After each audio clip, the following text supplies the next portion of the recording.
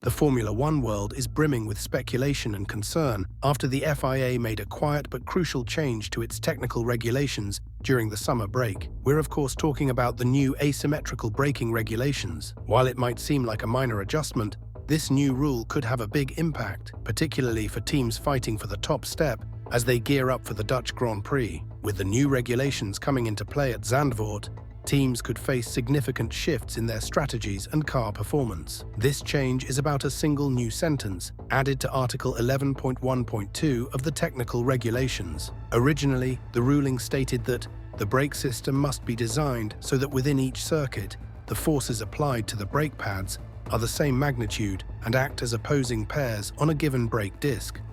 That original sentence remains, but in the new version of the regulations that will be effective from this weekend's Dutch Grand Prix onwards, this has been added. Any system or mechanism which can produce systematically or intentionally asymmetric braking torques for a given axle is forbidden. Since the amendment was announced, speculation has been rife about which teams might have been benefiting from such a system. While Red Bull has been the focus of much attention, Motorsport.com Netherlands has pointed out that Mercedes and McLaren have also been linked to such cleverness. With the rule now enforced, the Dutch GP will be the first real test to see if these top teams have been benefiting from such a setup, given that all teams had to shut down their factories for 2 weeks during the summer break. It's unclear how this rule change might affect their performance. Mercedes is coming into the Dutch Grand Prix aiming for their 4th win in 5 races. Lewis Hamilton took the victory at Spa after George Russell was disqualified, and Russell had earlier sparked the team's resurgence by winning in Austria when he capitalized on Max Verstappen's collision with Lando Norris. Hamilton's win at Silverstone the following week was a result of both sheer speed and smart strategy. McLaren, on the other hand, is focused on closing the gap to Red Bull in the Constructors' Championship. Their drivers have been consistently strong, taking advantage of Sergio Perez's struggles, but they've also missed out on potential race wins. Norris could be a serious title contender if not for a few missed opportunities. However, to succeed at Zandvoort, both Mercedes and McLaren will need to break Verstappen's winning streak. Since the Dutch GP returned to the calendar in 2021, Verstappen has dominated every session, and just before the break, McLaren seemed to have the strongest car, with Mercedes close behind. Yet Verstappen, with the backing of the Orange Army, seems to have the 2.7-mile track under control. But what really sparked this sudden change to the ruling, you might ask? This new amendment to the rule by the FIA mainly shows that teams always push the limits and look at possible grey areas of the regulations. Earlier this year, McLaren was under scrutiny for this reason, at the time about an opening in the brake drums. That hole would help to better dissipate the heat from the brakes and ideally keep the tyres a little cooler. According to McLaren, the opening was to be able to reach a sensor, which was allowed in free practice, but not during qualifying and races. Writing the regulations for Formula One is no small task, and the FIA and F1 have to strike a delicate balance. On one hand, they need to ensure fair competition by setting clear rules. On the other hand, they know that the teams are always looking for ways to squeeze out every bit of performance, often by pushing the boundaries of those very rules. So what happens when the rules aren't as clear-cut as they should be? Over time, teams inevitably find and explore the grey areas within the regulations, those vague or ambiguous spots that might offer a performance edge if interpreted creatively. It's a constant game of cat and mouse. Teams innovate, the FIA tightens the rules, and the cycle continues. But every time the rules are updated or changed, as is planned for 2026, it's like hitting the reset button. New regulations often clear up old ambiguities, but also tend to create a fresh set of questionable areas that teams can potentially exploit. Here's where things get interesting. According to sources within the FIA, the original wording of this particular regulation was already sufficient to ban asymmetric braking systems. So why go through the trouble of changing the wording now?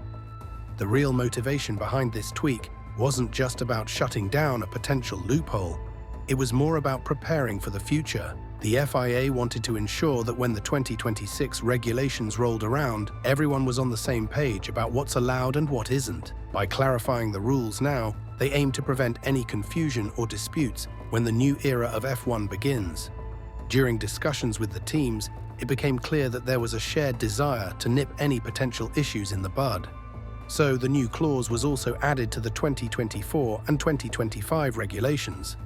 This move ensures that no one can take advantage of this particular grey area before the more comprehensive 2026 rules come into play. So why would a team want a system that's now strictly off-limits? The answer lies in the nuances of how a Formula One car handles on the track. Having the ability to adjust the braking pressure on either side of the car, specifically to have one side ease off the brakes more slowly than the other, creates what's known as brake or torque steer, which can help the car rotate, particularly through slower corners where these ground effect cars tend to struggle with understeer. The turn-in phase, when a car starts to change direction as the driver turns the steering wheel, is critical to its overall performance. Making the car more responsive in this phase, especially in slow corners, could make a significant difference in lap times. For instance, fine-tuning the braking so that the inside rear tire isn't overworked during the turn-in would improve the car's handling, making it more agile and quicker through those tricky sections of the track. How would a team go about creating this torque steer? It's actually fairly straightforward. By using a one-way flow restrictor, the brake pressure on one side of the car could be slowed down when the driver comes off the brakes. This wouldn't affect the initial braking force. Both sides would apply full pressure when the driver steps on the pedal. But as the driver releases the brakes, the restrictor would slow the release on one side, creating a slight drag. This drag would help the car rotate, giving it a sharper turn-in. Of course, this system wouldn't be applied randomly. It would be tailored to specific corners where the car struggles most. If all the problem corners went in the same direction, say left-handers, the system would be set up to give that torque steer effect only in those situations. It's this kind of precise corner-specific adjustment that could provide a critical edge, especially in a sport where fractions of a second can make all the difference.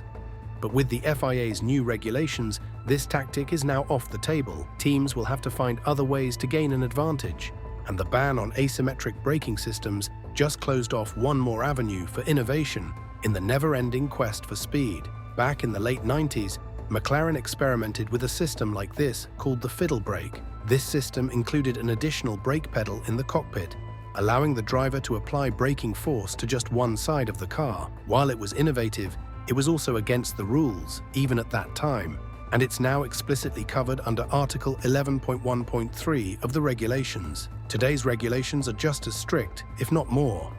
The rulebook now clearly states, any powered device other than the system referred to in Article 11.6, which is capable of altering the configuration or affecting the performance of any part of the brake system, is forbidden. This serves as a clear warning to teams that any attempts to creatively enhance their braking setups won't be tolerated.